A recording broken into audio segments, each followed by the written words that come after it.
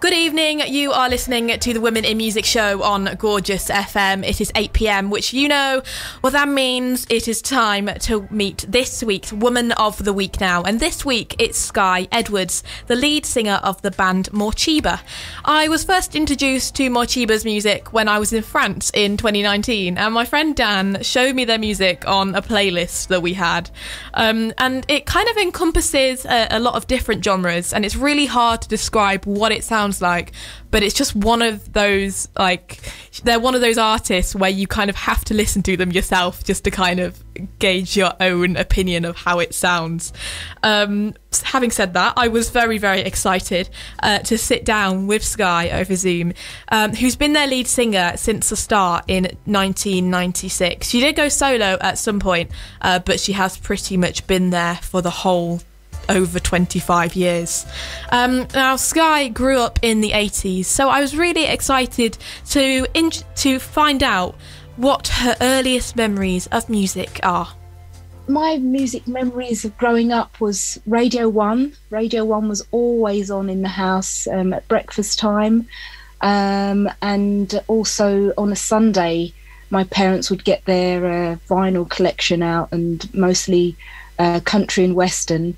So I was brought up by white foster parents.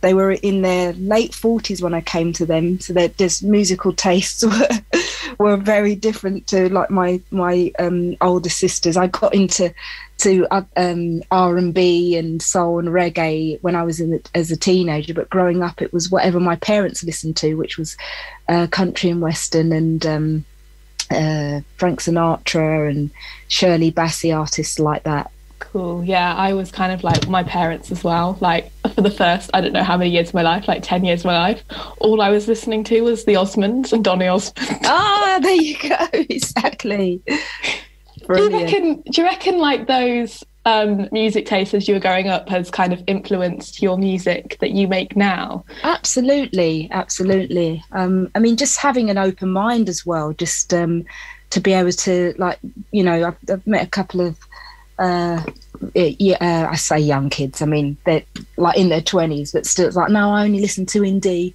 or no, I don't like reggae, or you know. So it's quite nice to have grown up with quite an eclectic mix of music from country through to folk, which I discovered in my 20s, and R&B through my sisters, and pop. You know, when I was becoming a teenager in the 80s, I loved Mel and Kim and jazz, that type of stuff. And then think you're getting a bit more grown up when you get into Sade, that kind of thing. So it's a bit of everything. Oh, I love Sade. Absolute queen of music. Love her. What's your music taste like now? What are you into now? Like, what's kind of like on your playlist? Oh gosh, I mean, pretty much the same thing. But then, you know, my eldest boy, who's our drummer, has introduced me to artists like Green Tea Peng, who he plays with, and another artist called Wulu, which is more kind of grungy jazz. I've just discovered Kamasi Washington. He's like a saxophonist, and that's through my 13-year-old son, who's learning to play piano. He was learning to play that song. He's got the coolest piano teacher. So shout out to David F. Walker, who's also a singer-songwriter, and he's teaching him to play jazz and pop. So that's pretty cool. Your favourite woman in music, though, you've chosen. I've not had someone choose this person before, and I love it. Shirley Bassey. What is it? Shirley Bassey? The legendary Shirley Bassey. I mean, as I was saying, like, you know, with my parents, you kind of listened to what they listened to and watched what they watched. So, you know, growing up, there was a program called the Royal Variety Show, or what was the other one? Morecambe and Wise, this sort of thing, that kind of thing, the Benny Hill Show, all of that kind of stuff. So, but I loved watching the Royal Variety performance, and I'm pretty sure that's the first time I saw Shirley Bassey performing on TV, and she had on this fabulous sparkly dress and this incredible voice. You know, and she was brown, and her name was Shirley because my birth name is Shirley. So it was just really amazing to see somebody that was brown, that had an incredible voice and had the same name as me. So, I've just kind of been a fan of hers forever. And yeah, it's like, you like to sing along to her songs and think, yeah, I can sing like Shirley Bassey. I can't. But I do have, I've got a playlist of songs that I like to warm up to. And, one of them is Moonraker, from the Bond theme, and also And I Love You So. She's got an album called Singles, and it's got all of her famous singles on there, and that's just a great record to sing along to.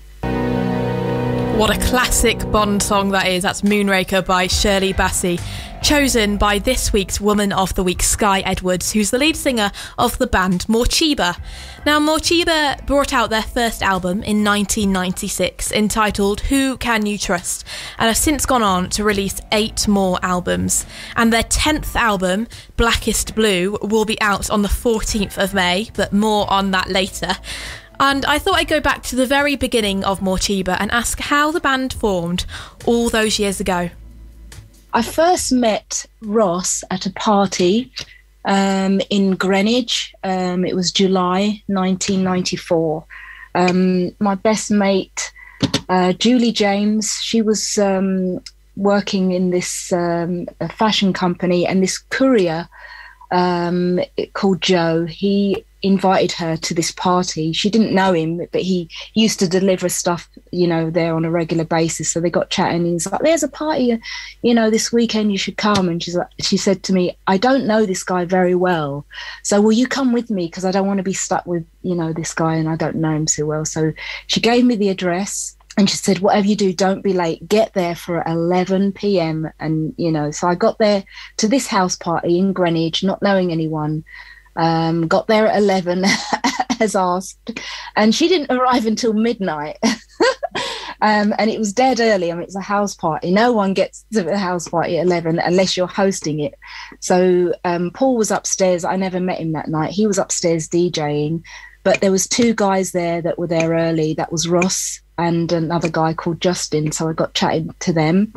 I used to play drums at the time. I had a drum kit, and I got Ross's number because I was going to sell him my drum kit, and I got Justin's number because he was kind of cute. And then, Justin and I started dating, and then Justin told Ross and Paul that I could sing because they were in need of a singer. The singer at the time was Paul's girlfriend that then became an ex-girlfriend, so they needed a new singer. And I went round to their place in Hackney and played them some songs.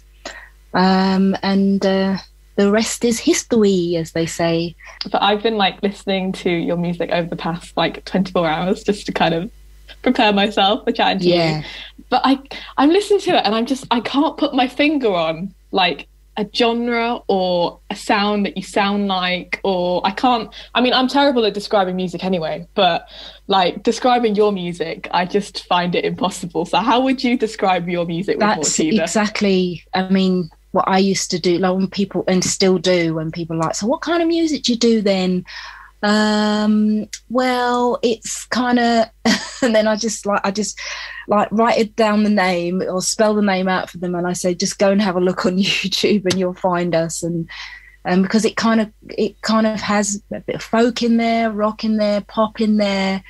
Obviously when we first came out, we were under the trip hop umbrella, but I just felt that label was limited, especially, with the album Who Can You Trust, there's a song on there that's just vocal and a string quartet. It's how's that trip hop?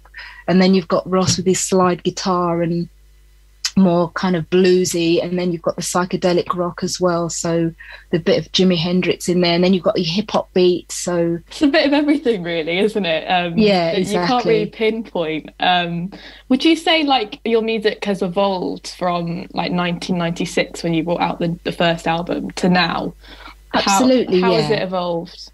Well, I guess the biggest change was Fragments of Freedom, which I think it upset a lot of people, particularly journalists, and everyone's like, what happened to our favourite chill out band?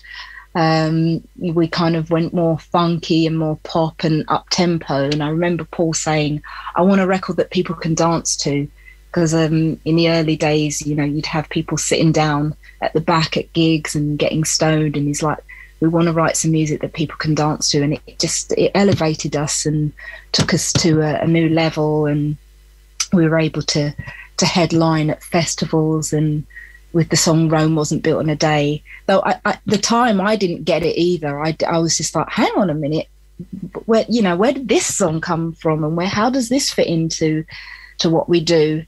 Yeah, we definitely, I mean, you've got to evolve, and as you grow as a person, you do change. I think my singing's got better, it's got stronger. I was quite shy back then, recording Who Can You Trust in Paul and Ross's wee little bedroom, all three of us in this little recording booth. It was just so intimidating, and I sang so quietly. And then we used to play live. The audience would be saying, can you turn it up? We can't hear you. And the drums would be spilling down the mic, and it was terrible. So I got some singing lessons, and I says, I just want to sound like me, but louder. I don't want to sound like Whitney or Mariah. I just want to be able to sing louder, but still sound like me. So he gave me some singing lessons. I still use those exercises today. So let's talk about like Trigger Hippie, because you've chosen that song as the first one to play. Why did you choose this song? Well, just because it was our first song that we wrote together. So we're going back now 25 years or so. And I was pregnant when we recorded the album, which came out in 1996. April the 1st, 1996. But Trigger Hippie was the first song that we wrote together, and so it's very special. I was listening to it the other night and just thinking it's just brilliant. I just love it. It's a classic Morechiba song. It's always going to be in the set whenever we play live. That's the first song that Morechiba ever wrote together, chosen by this week's Woman of the Week, Morechiba lead singer Skye Edwards. Now, what I find really awesome about Skye is that, as well as being an absolutely amazing musician, she's also a trained, qualified fashion designer. Having studied at the London College of Fashion, Skye loves to make creative and colourful outfits for Morechiba's shows. And here she is telling me that she likes to take inspiration from the music that she'll be performing on tour when she's making her costumes. So last year I had like this, I say a whole collection. A collection's probably about 4 or 5 outfits, all lovely bright colours to go along with like the blaze away, oranges, reds, and I didn't really get to wear those now. And then now that the album, which is called Blackest Blue, so when we went to do the photos for the album, the photographer Michelle Hayward said, well, you just bring like one black outfit and then bring nice sort of colourful outfits. So took a whole load of pink things, and I've got this nice pink hat. And then she's like, oh, well, let's do the black outfit now. And so Ross and I got dressed up in our black outfit, and then that ended up being the album cover. And then we're like, what are we going to call this record? And then, the manager was, looking at the photo, and he's like, why don't you say, Blackest Blue, which is a line from a song called The Moon on the album. Now I feel like, I should just wear black, maybe with a hint of blue, like a blue bracelet or something like that. So I sort of, started making, I wouldn't say a collection, but I've made a few outfits for the new tour. I love how you take the visuals really seriously with like your outfits and everything. It's just like, it's all part of the experience, isn't it? Like all part of the Morechiba experience. Definitely. I mean, you love getting dressed up, and then when people come and see the show, that it's like, it's nice to sort of, see their favourite singer looking good and sounding great and stuff. And I kind of weirdly took a leaf out of Amy Winehouse, out of her book. I mean, I remember she she from the first album to the second album, where she had the big hair and the black liner, and I thought she's gotten into character, so I thought, I could start, getting into character and wearing hats and wearing, longer lashes and higher heels and stuff. We do have to talk about your album that's coming out in like 2 weeks, isn't it? It's like a couple of weeks. May 14th. What can we expect from this album, Blackest Blue? Wow, I mean, so you probably heard the 4 tracks that we've released now. So there's songs on there that touch on a little bit of heartache, and relationships, love and loss, and then just a little bit of survival and kinship, friendship, and a little bit of fantasy with songs like The Edge of the World. So it's been an absolute joy writing the record and touching on different subjects, just subtly, there's a song called Falling Skies, which is a nod to the Black Lives Matter, without going too deep and political. And then there are a lot of songs that are open to interpretation as well, lyrically. So Sounds of Blue, the song that you've chosen, the video to this is incredible. Like, are you underwater? I don't even know. I know, it's clever, about isn't this it? Song? Yeah, well, so the song is about free diving. So free diving is like snorkeling, but without the snorkel, no breathing apparatus except for your lungs. So we went to Thailand for my husband, Steve, Morcheeba bass player. He turned 50. His friend runs this free diving school called Apnea. And so actually on Steve's birthday, my son's birthday, it was his birthday as well. For my son's birthday, I took him on a 2-day course, free diving, because he loves swimming and snorkeling and being in the sea. Meanwhile, me here, grown up in the 80s, having watched Jaws, I'm a little nervous about what's beneath. So I thought it would maybe be good for me to do some free diving. So I went on this 2-day course. They teach you how to breathe, and then you go out on this boat. And I was just so nervous that I was just absolutely I just don't talk when I'm nervous. I'm just sort of sitting there, and the teacher's like, "Are you okay?" I'm like, "Yeah, I'm just a little bit nervous for my son," trying to sort of pretend that I'm nervous about him, though he's completely confident. You get into the water, you do your breathing, you take these deep breaths, and then you pull yourself under whilst just remaining relaxed and trying to ignore that feeling of wanting to breathe. You just think about anything else. So it was like meditation. I find meditating quite difficult, but when you really have to focus on your breath and your heart, and just remaining relaxed so that you don't panic when you're deep under the ocean. I got to about 17 meters, but it was really, really incredible. And then so on my flight home, I wrote this poem about the free dive. And then when Ross sent the track through, I thought, let me see if I can put some of these words into the song. And that's how Sounds of Blue came about. To finish us off in true radio style, can you introduce your song, Sounds of Blue, for Gorgeous FM? Okay, I will. Hello, I'm Skye from Morechiba, and here is our beautiful track from our new album, Blackest Blue, and it's called Sounds of Blue. Isn't that such a beautiful song? That Sounds of Blue by Morcheeba. And this week's Woman of the Week was Skye Edwards, who is the lead singer of Morcheeba. If you want to keep up to date with what Morechiba are doing, you can go on their socials. They're on Twitter, Instagram and Facebook. Just search Morechiba Band, and their upcoming album Blackest Blue, which that song Sounds of Blue is on, will be out on the 14th of May. Now, time for a little ad break.